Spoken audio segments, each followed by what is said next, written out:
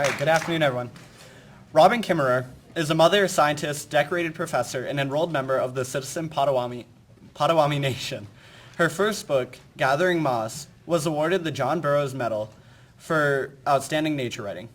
Her writings have appeared in Orion, Whole Terrain, and numerous scientific journals. She lives in Syracuse, New York, where she is a SUNY Distinguished Teacher Professor of Environmental Biology and the founder and director of the Center for Native Peoples and the Environment, whose mission is to create programs which draw on the wisdom of both indigenous and traditional ecological knowledge and ecological restoration and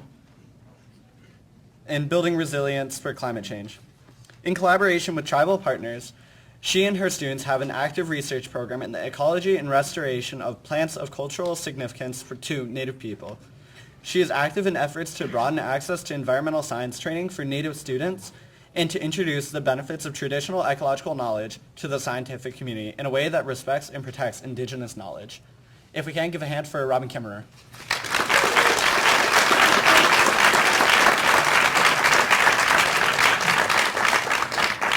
Thank you. Thank you for that warm welcome.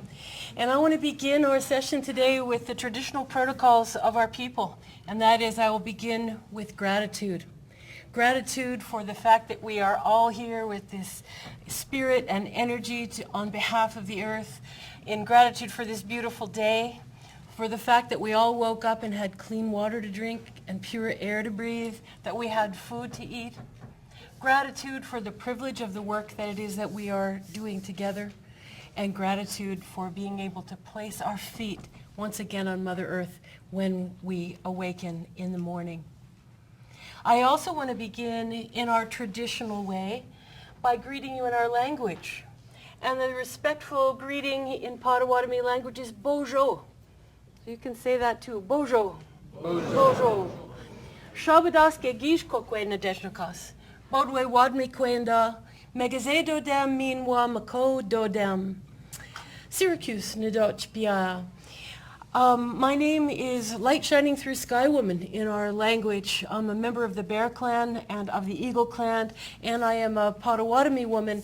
And Potawatomis are part of the great Anishinaabe Confederacy of 3 different nations in the Great Lakes. By way of introduction, I also want to say how glad I am to be here, and just in the last hour that I've been here, to sit quietly and listen to you, because as an almost elder, it really fills my heart to listen to you. Because when I was sitting in these seats, when I was in high school, back in the Pleistocene, when I was in high school was the first Earth Day, the very first Earth Day. And I was part of that. And it's so exciting for me to see that the things that motivated us back then to stand up on behalf of the earth, but to stand up on behalf of the things that we love are more than human relatives, clean water, clean air, that is continuing. And that's really inspiring to me to sit and listen to you with that same love, that same passion and energy. And also to reflect on the fact that how much that matters. Because of course when we look at the Clean Air Act, at the Clean Water Act, at the Endangered Species Act, at the Wilderness Act, did those all come about after the first Earth Day when I was in high school because of the federal government thought that'd be a darn good idea? Let's do that. Or maybe the corporations led that. Who led it? Who led it on Earth Day? We did. People did. People who were just filled up with this love, with this outrage, with this compassion for the earth led that. And that's why we have them. And so all of the accomplishments that have come from that time, we have to celebrate. We also have to hold in our hearts those things, that continue to be the wounded places of the earth. And those too are the things that bring us together. So I want to tell you a few stories today. I am a scientist, I'm a plant ecologist, a restoration ecologist, but really it's stories that I want to share with you. And one of them starts here. This yellow area is the traditional area of the Potawatomi people. And the language that you heard just a little while ago rippled through that land. That was the dominant language of that place. And our people lived there long before anyone ever termed ecology by that name. Our people were practicing ecology, practicing sustainability by caring for the prairies and the woodlands in which they lived. And what I want to share with you, a piece of this story, is that that is no longer the place where we live. This is a story of climate change. We go back and see where our people lived in the Great Lake forests, in places of sugar maple, of birches, of beautiful, clean, clear rivers and lakes. But somebody else wanted that land. And so in 1838, the Potawatomi people and many others of the whole Great Lakes were rounded up and marched at gunpoint on what became known as the Potawatomi Trail of Death, from Wisconsin, from the southern Great Lakes, all the way to Kansas. I want you to think about that and think about, why am I telling you this? Because that was climate change. Imagine what it would be like to leave a Great Lakes homeland, so like the Adirondacks, to trade baskets full of wild rice for sacks of flour, to trade 4 seasons for dry grasslands. What do you eat when your homeland is gone? What are the medicines that you use to cure your family when your homeland is gone? Even people's names. The relative of mine whose name was Light on the Snow. Even names didn't mean the same thing as our people were marched to Kansas and thence to Oklahoma. This is a story of heartbreak. This is a story of tremendous loss for our people. This is a story of climate change that befell our people in only 3 months, the 3 months it took them to walk from the Great Lakes to Kansas. It is a story of loss, but also a story of resilience. Here's the route that our people took. This was essentially forced climate change. And if we look at climate change models today, check it out. This map tells us that the climate of Wisconsin is going to be shifting. Essentially, the climate of Kansas and Oklahoma are walking northward to the climate of Wisconsin in an almost exact mimic of the pathway that our people walked in climate change in 1838. And so once again, people are having to adapt to climate change. And so wouldn't it be useful to think about the fact that all of these people on this heartbreaking trail of climate change and cultural removal, our people survived, our people thrived, our people were incredibly resilient.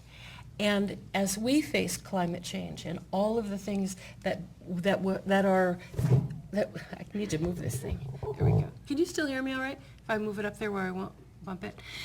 So what we really need to be asking ourselves is, how is it that people survived this? What are the sources of cultural resilience? What could we learn from Indigenous people's history and experience about shaping resilience to climate change, which is happening, of course, over a longer period of time, but certainly nonetheless dramatic and ultimately devastating.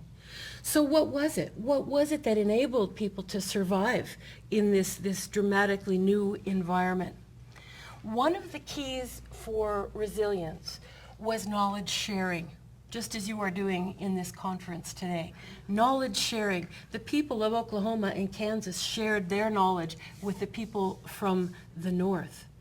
But even more importantly, people had a facility, an ability that they had learned from all of that time in their homelands of learning from the land.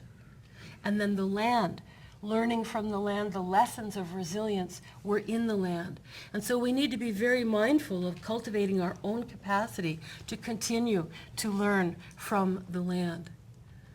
One of the other tools for resilience is in TEK. TEK is the term I had in the beginning there. TEK stands for traditional ecological knowledge. It's indigenous knowledge.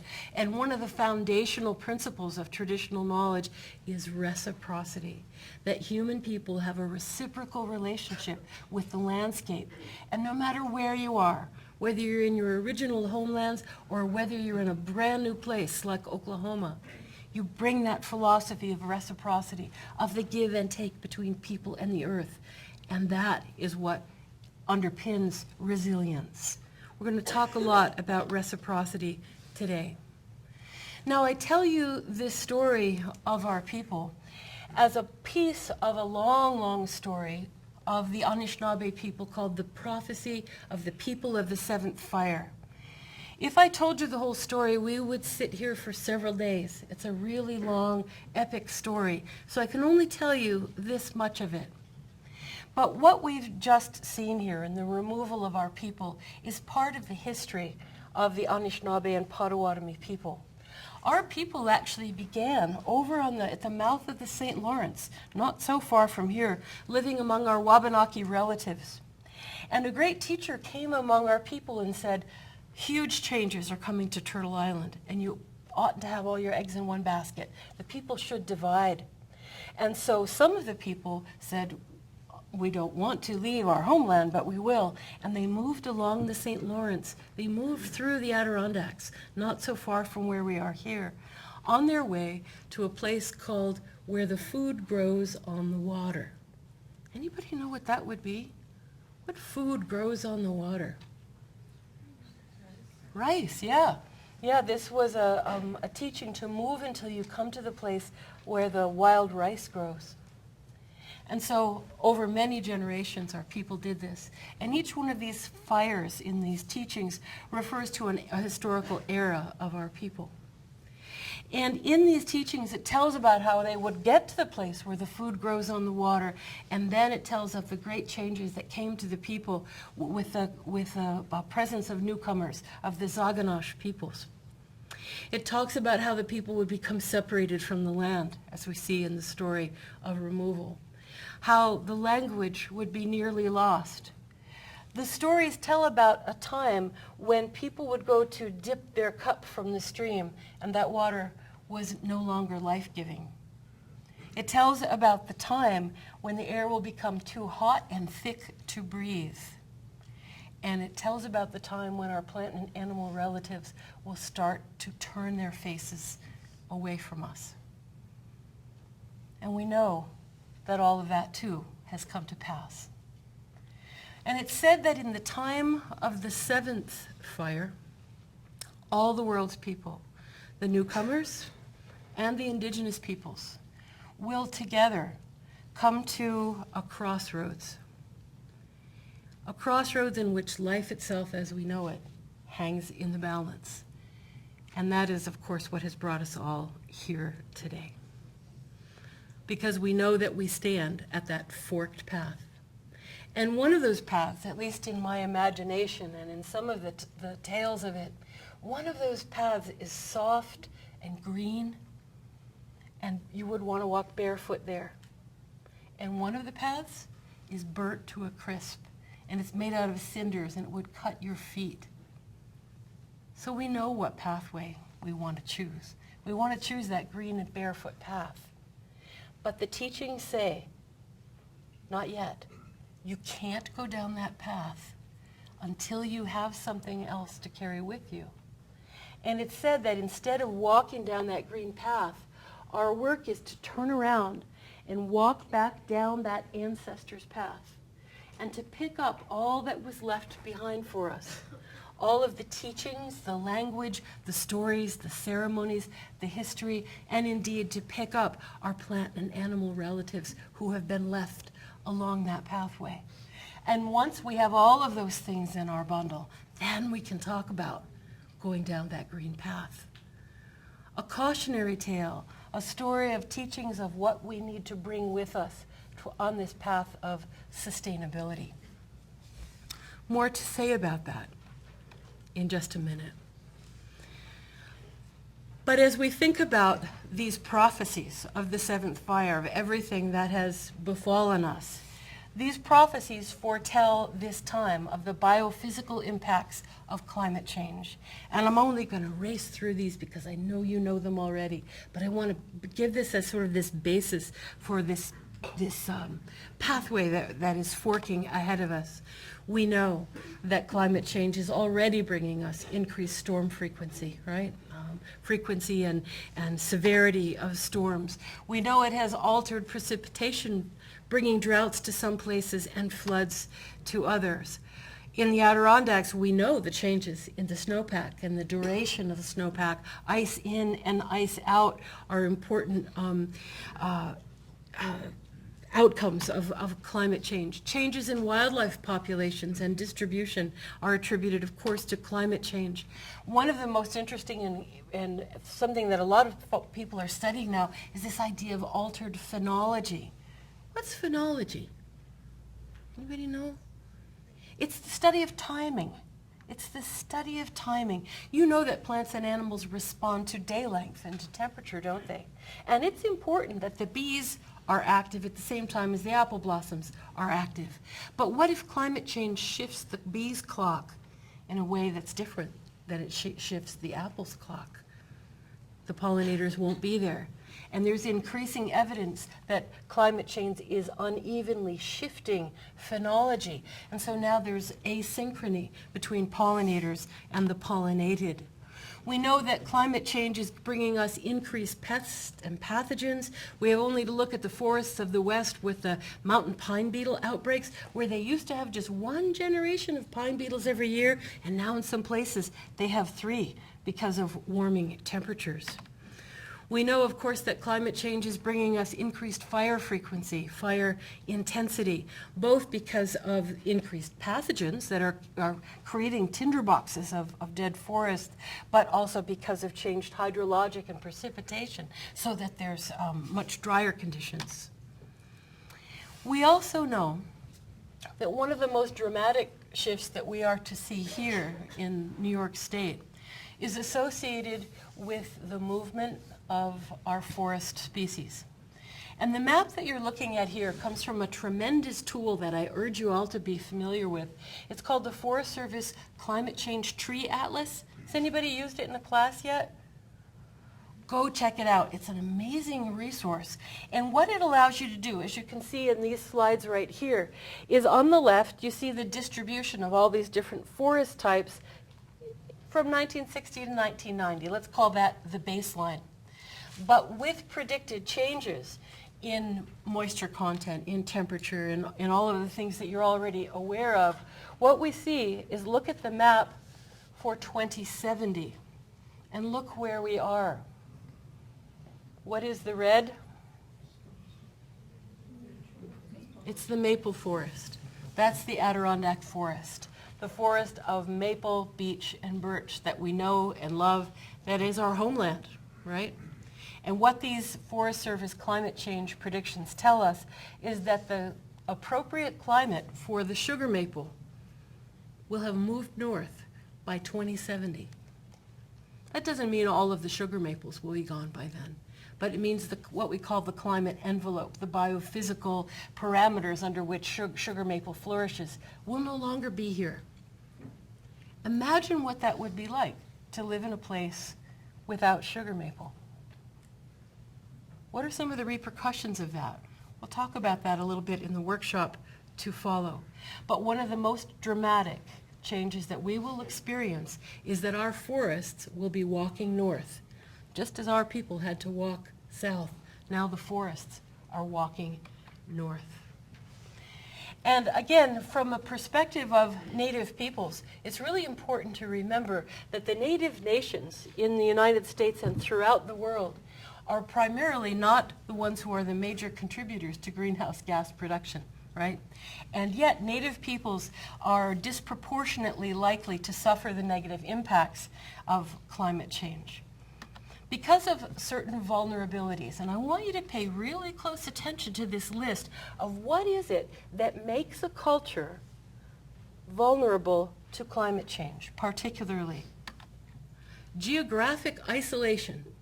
Cultures that are far from the population centers tend to be more vulnerable to these shifts.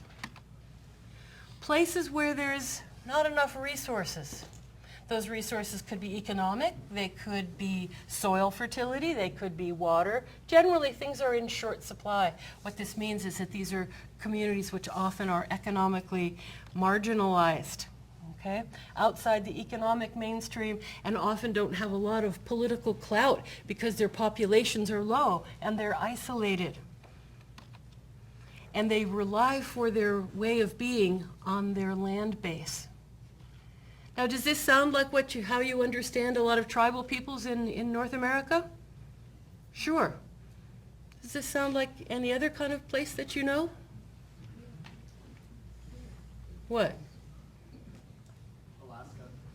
Alaska, absolutely. The Adirondacks, okay?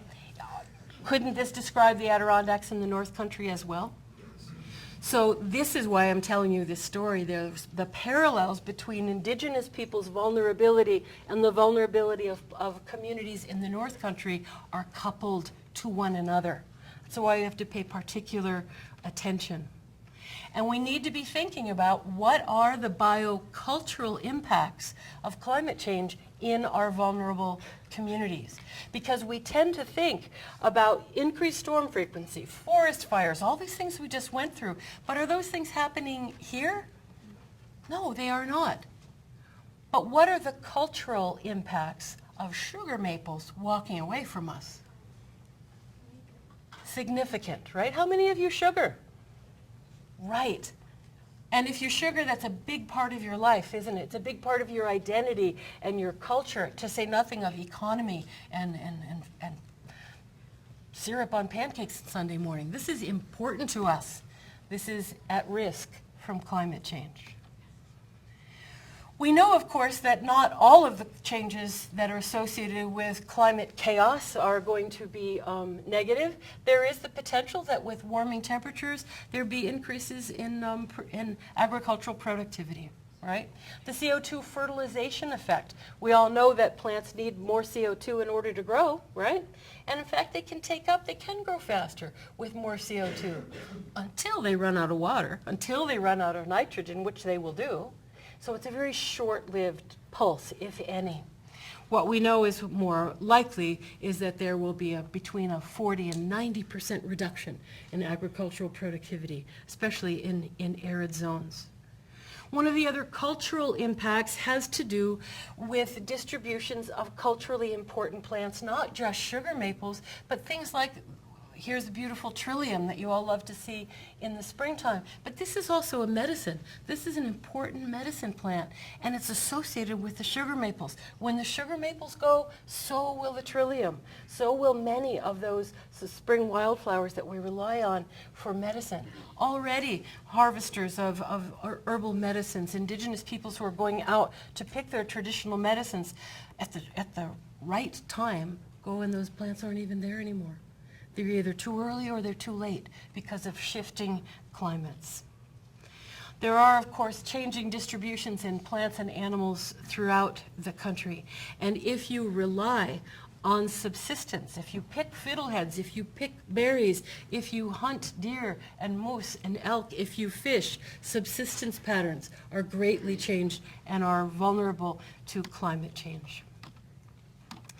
And we also know that one of the major impacts for Indigenous peoples and vulnerable populations everywhere is the fact that whether you live on Caribbean or Polynesian islands, or whether you live in the Arctic where the permafrost is shifting in habitable places, we know that there are 31 million climate refugees around the world. People who have had to move, not by being marched from Wisconsin to Kansas, but climate refugees nonetheless. And so the teachings of Indigenous knowledge can be helpful in having us think about resilience in the face of climate change for climate refugees. And of course, it's not just people who are the refugees. What you're looking at here is a collage that was put together by the World Wildlife Fund of species at risk. These are some of the most charismatic species, but species who are also on that tipping point, who we may lose to climate change.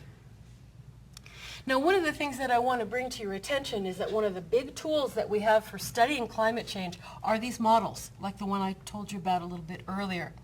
And they're pretty good, and they're getting better. We're able to make some pretty good predictions about what is likely to happen to the plants and animals with whom we share this place. But they're good, but they're not all that good, because the scale isn't good enough, etc. What I want to make the case for is that some of the reasons that those climate change models that we're using to try to adapt to climate change are problematic is that they really can't predict local impact. They can predict big, broad impact, but not local impact, not where you live. These models don't have any ability to incorporate human values. That's not what they're for. They predict biophysical things only. They don't include local adaptation, and of course these models have no ethical component to them. They're strictly biophysical. So they're good at what they do, but there are other things that they can't do. And the case that I want to bring to your attention is the fact that Indigenous knowledge, that traditional ecological knowledge, is particularly strong in exactly the things that these scientific models are limited in. And so what we're trying to do through our work at SUNY ESF in Syracuse with the Center for Native Peoples and the Environment is to say, let's bring the strengths of Indigenous knowledge and philosophy and pair them with the tools of scientific ways of knowing in order to promote sustainability. Second, let me get my water here.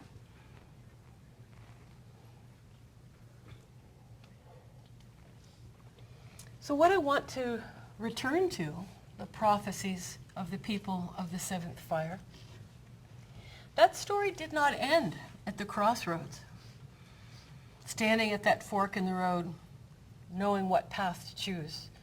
Remember that the teaching was that before you can choose that green path, you have to turn around and pick up traditional knowledge, pick up Indigenous ethics, ceremony, Indigenous philosophies of sustainability in order to walk down that green path. The other part of this story that I want to share with you is that our elders tell us that it is the people of the seventh fire. In the history of our people, it is the people of the seventh fire who stand at that fork in the road. And it is the people of the seventh fire who have this very hard work to do of picking up knowledge and putting the world back together. And our elders and our teachers of this history and of this prophecy tell us that we are the people of the seventh fire. You and I. The newcomers, the immigrants, the Indigenous peoples, all together. This is the time. This is the time of the seventh fire. And that it is incredibly hard work to go back and pick up and to discern what it is that we should pick up and carry that heavy bundle to heal the world so that we can choose that green path and walk toward the eighth, to light the eighth and final fire of endurance and longevity and harmony here on Turtle Island. And the same prophecies that told us what would happen to the people and to the earth, prophecy that that eighth fire will be lit. It's interesting, I don't really know what to make of prophecy and history, but among our people, we say that time moves in a circle, and so history and prophecy become the same thing. And so, as people of the seventh fire, what is it that we might pick up? What are the tools of this resilience and sustainability that allowed people to endure and adapt in the past? And what can we learn from their experience that we can carry into the future for the work that we are gathered here today to consider? How can we be seventh fire people? How can we renew the world? What is our work? And within traditional ecological knowledge, this is a whole body of scientific knowledge that rarely finds its way into the science classroom. How many of you study traditional knowledge in your science classes? How many of you have ever heard of traditional knowledge in a science class? No. Right. Here we have this whole body of knowledge of people who have been living sustainably in place for millennia, since time immemorial, and we generally don't include it as part of our thinking for sustainability. But what is it in traditional knowledge that we might pick up and use in finding our way forward? Traditional knowledge is absolutely local knowledge of land and animals. It's ecology, it's biology, it's earth science, it's the empirical knowledge of one's place. But notice that in this model, that local knowledge also has to do with how you care for those plants and animals in water and soil in your place. It's land and resource management systems. But who does that work? People do that work. So what are the social institutions that allow that stewardship and caregiving? And most importantly, all of those realms of traditional knowledge are also embedded in worldview, philosophy, the way that we understand the world. And the Indigenous worldview and the Western worldview have many, many differences, some of which have led us to this fork in the road. Traditional ecological knowledge includes agricultural knowledge. How many of you have heard of the Three Sisters? Excellent, good. That's a brilliant example of traditional ecological knowledge, growing those plants together instead of in monoculture. That's a well-known example of TEK. Medicine knowledge. Did you know that about 90% of the medicines that we take actually come from plants? Yeah, so medicine knowledge for research, for health and healing. Population dynamics. Traditional knowledge is rich in understanding about wildlife populations, dynamics and distributions. And of course, it was Indigenous peoples who first raised the red flag about climate change. It was Aleut peoples and Inuit peoples in the Bering Sea who raised the red flag and said, something is wrong here. Something is going on in our food chain. And they began to explain it. And they said, what's going on? And the rest of the world said, it's not science. That doesn't matter. You probably don't know what you're talking about.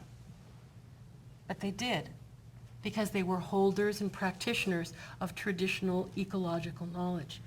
Who holds traditional knowledge? People who live close to the land, who make their living from the land, who have learned to listen to the land, and to have this sense of ethics and philosophy of human beings participating in the well-being of the land. Traditional ecological knowledge includes, this is one of my favorite examples. These people here are farmers in the Andes, Quechua Bolivian farmers. Their traditional ecological knowledge sent some of their elders up to a mountaintop once a year to ask the stars what crops they should plant that year. Now, in the scientific way of thinking, we'd look at that and say, well, that's just folklore, right? The stars can't tell you what crops to plant that year.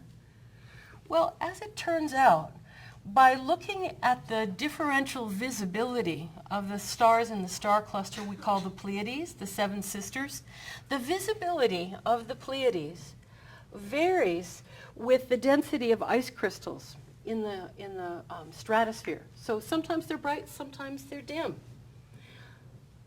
That brightness and dimness and the ice crystals vary with the temperature of the ocean in the South Pacific. What were these people doing with folklore?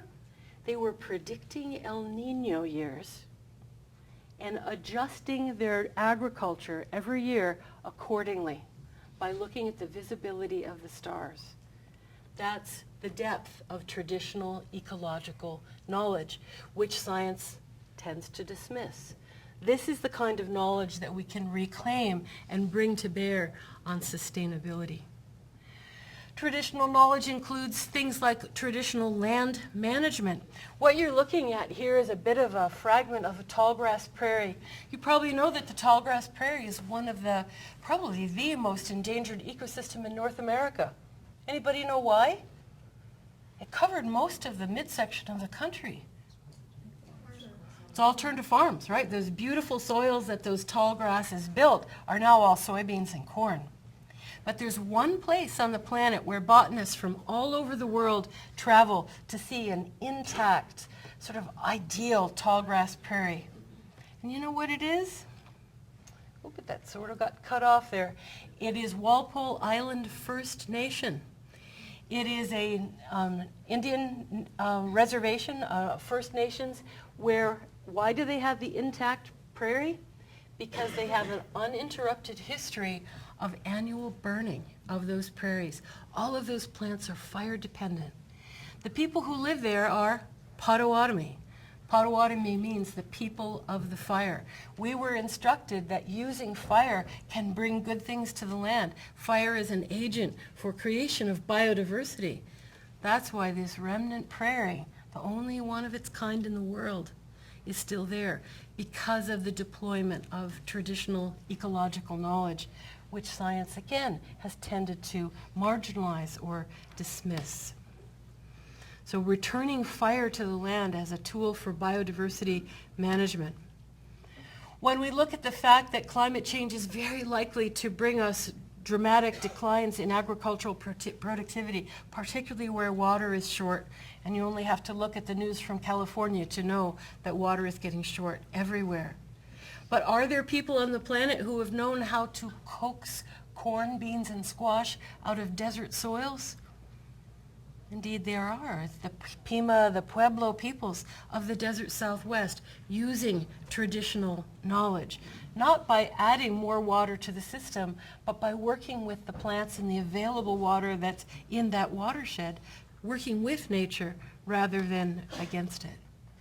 The knowledge of alternative food plants. You've probably all seen the maps about how our food supply is dramatically going to shift as climate change shifts. But you know what? We as a society eat, it's sad to say, we eat about 10 plants. You know what they are, like sugar, wheat, corn, soybeans. Most of our diet is actually focused on very few plants. There are a lot of other edible, really nutritious plants that are out there that indigenous people have cultivated and domesticated. You know what a great example of that is? Quinoa. Who eats quinoa? Right. But probably 20 years ago, did your parents eat quinoa? No, it's a so-called new food, right? It's not a, thank you for laughing, right. It's not a new food. It's an ancient indigenous food from traditional knowledge. So my point being is that the knowledge of indigenous peoples, their observations about climate change, about management of the land, about social networks for taking care of the land, new models of sustainability. The time in this time of the seventh fire is for us to begin re-engaging indigenous knowledge as a partner to Western science for sustainability. There's so much. I actually teach 2 whole courses on how traditional knowledge is valuable for conservation and for sustainability. So this is a quick little run through. But what I wanted to say in particular is that Western science and environmental policy is now changing. People have started to look at traditional knowledge and realize its value as a partner here.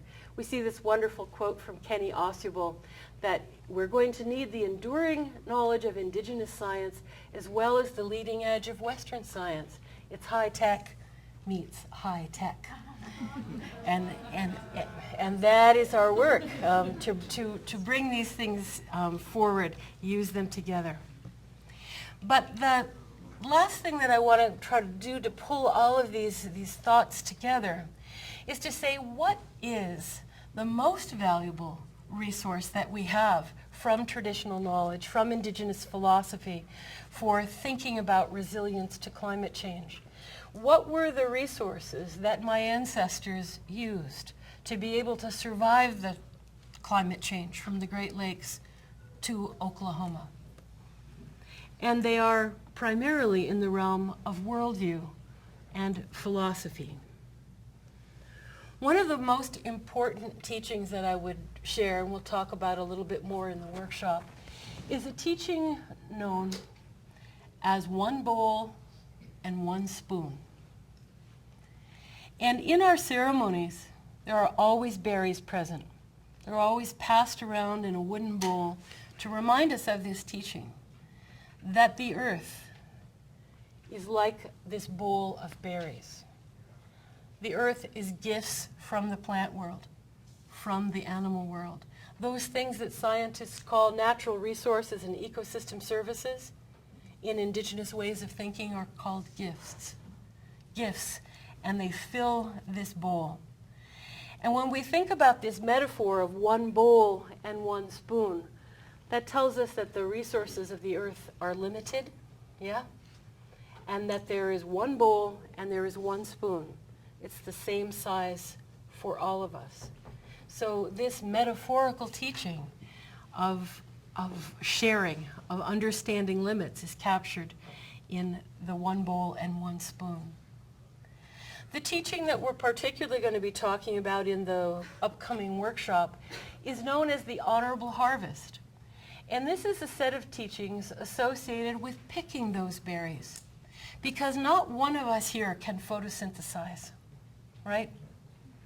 I don't think so. Every one of us has to take life in order to live. And when we view those other lives as the gifts of other persons, of other beings, where the berries themselves are people, are persons, it matters how we take. And so the honorable harvest is a set of guidelines based in indigenous practice and philosophy for how it is we harvest from the world. When we go to that berry field, we ask permission. You don't just walk into the woods and start taking anything that you want. That would be stealing, right? Taking without permission. So you ask that forest, you ask those plants, may I take? Because the plants are understood as persons. Now I know in U.S. policy, corporations get to be persons, but in native philosophy, plants and animals get to be persons. So you ask permission, then you listen for the answer. Is the population healthy enough, strong enough to withstand that harvest? And if the answer is no, you go home.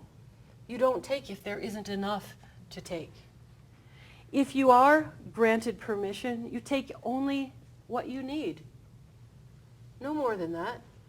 And we live in a society that is constantly pressuring us to take everything we can get, not just what it is that we need. This doctrine of self-restraint, take only what you need. Use everything that you take.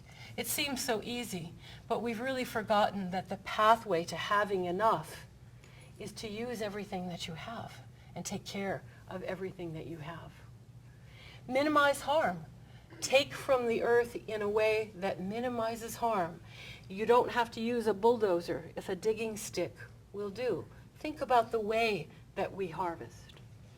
Share everything that you've taken, just as the earth has shared it with you.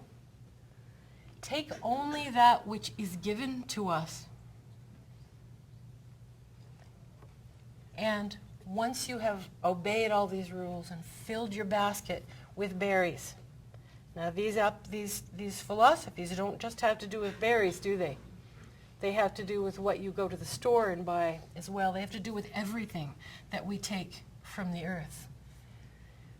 You say thank you, you be grateful, and you may think that gratitude is just kind of weak tea. It's just polite, isn't it, to always say thank you. But gratitude is actually a radical act, because when you are grateful to those berries, when you're grateful to that water, when you're grateful to that soil, you are acknowledging the fact that your life is utterly dependent on it. And what does gratitude do for you? If I give you a gift, if a family member gives you a gift, what do you want to do in addition to saying thank you? Give them something back. You want to give them something back. And that's why gratitude is so powerful, because gratitude is the door to reciprocity, to having you understand that we cannot just take, we cannot just receive without also giving back. Now, I'm a plant ecologist. Looking at the laws of thermodynamics and biophysical systems is what I do. We call these negative feedback loops. That's how harmony in nature is maintained, is by reciprocity, by giving back. And it's true in a physical sense, and it's true in a cultural sense as well, to always reciprocate the gift. To know that we as human people are not just takers. We are not just consumers, but we are givers as well.